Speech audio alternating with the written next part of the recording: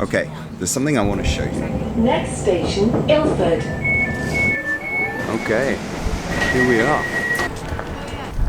So the reason we've come out east is I wanted to show you the street I grew up on. And, well, here it is. It's nothing fancy, but it's not far from London. And the house I had was a good family home. The price my parents paid in 1982 was £29,000, which was roughly 3 times average income. Today, 3 times average income would give you a budget of £112,000. But can you get a house for that? Okay, I'm putting in the budget, £112,000, London. Okay, wow, you gotta see this. Bye bye, Ilford.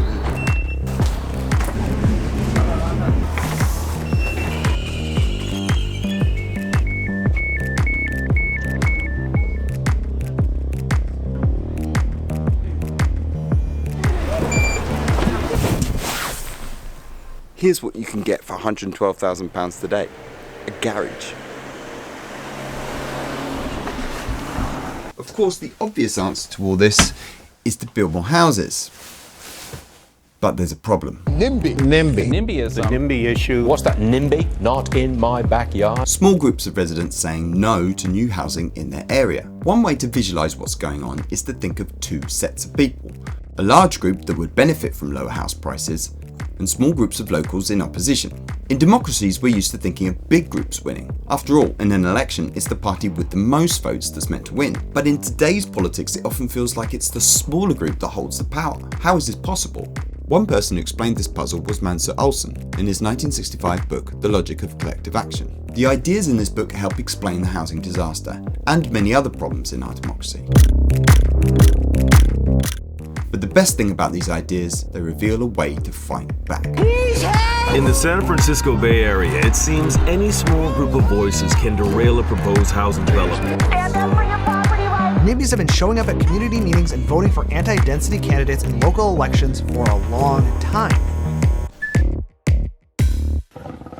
Mancur Olson was an economist by training, and his book is full of scary-looking equations. But actually, the idea is quite simple and comes down to an unusual theory of why small groups find it easier to get things done than big groups. Let's imagine a new housing development is being planned. On one side, we have our small group of NIMBYs. Because the development will have a big impact on their lives, they have a strong motivation to stop it. Thus, they're more likely to go to the effort and cost of lobbying politicians or launching lawsuits to get what they want. Also, as a small group, they'll find it easier to organise and share information, and there's social incentives for getting involved.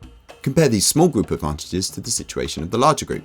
Although there's lots of people in this group, they care less about individual developments. After all, one block of housing isn't going to make all that much difference to citywide prices. A larger group is also harder to organise, and if all that weren't enough, there's the free rider problem, whereby people in the group, especially big ones, try to get away with not contributing. Okay, we're talking about how small groups weirdly can have more power than big groups, and soon we're going to get to how we can solve the problems that causes. But this free rider problem, this reason why big groups can be weaker than small groups, is the final piece of the puzzle, and it's kind of a big deal in economics, so I want to quickly explain it. Imagine you wanted your house repainted. You can pay the painter to just do your own house, but you realise if you club together with your neighbours, you can get a better price. Now in this scenario, if people decide not to pay, well, it's quite simple. Their house won't get painted. You can't really cheat in this kind of situation. But now imagine you don't have street lighting for some reason, and you're trying to club together to get some lights installed to make it safer. Now in this scenario, you might have some cheating, because the neighbours know that even if they don't pay, the project will probably go ahead anyway. After all, if you only light up the parts of the street outside your house, well, there's not much point. In other words, those not paying are free riding off of the others, and the problem gets worse when everyone thinks like this, and so the project never happens. It's the same issue with the big group in favour of more house building. Why put that work in when others might do it for you? And so we have another reason why bigger groups struggle against smaller ones. This power imbalance doesn't just explain house building, it's a dynamic behind all lobby groups and special interests. To give one example, in 2020 the US government paid out a huge $49 billion in agriculture subsidies. But most of that went to just 200,000 or so large farmers that make up just 0.06% of the population. Once again, the smaller group has the advantage over the bigger group. Okay, so that's the problem, but how does understanding this help with the solution? Well, you know how with house building the pro group is large and weak, and the NIMBY groups are small and powerful. But what if you could create pro groups that were as small and powerful as the NIMBYs? That's what's been going on here in New York. For example, this building was able to be built despite NIMBY opposition because it was part of a deal with this local theatre, and it was this deal that changed everything. To explain, let me back up. The theatre is built on valuable land, and if you look at the building regulations, it's actually not as tall as it could be. So, if the owners knocked down the theatre, they could build a much taller block of apartments or offices, and make a lot of money from all the extra units they could sell or rent out. The theatres are part of what makes New York special, so the city set up a scheme where theatres could sell off these unused air rights to someone else, who could then build their building extra high. As John Myers explains in his Substack Ziggurat, this manoeuvre completely changes the political dynamic.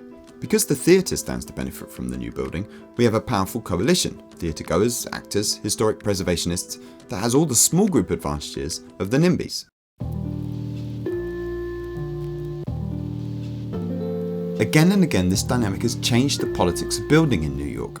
My favourite example is when the Archbishop of New York, keen on cashing in on the 1.1 million square feet of air rights above St. Patrick's Cathedral, ended up spending $320,000 on lobbyists supporting the scheme, even arranging for leaflets to be handed out for Pope Francis's visit to Madison Square Garden. Of course, not all New Yorkers have liked the particular buildings that have resulted from these policies, but the arrangement does help more building, which is fundamentally the only way we'll solve the housing shortage. And whatever you think, if we're ever going to return to a situation where ordinary families can afford a home in cities like London or New York, ideas that account for the logic of collective action are more likely to succeed than those that don't. Hey, thanks for watching. If you enjoyed that, I recommend checking out this video all about the hidden logic of culture war media stories, why some take off and some don't, and why they're so frustrating.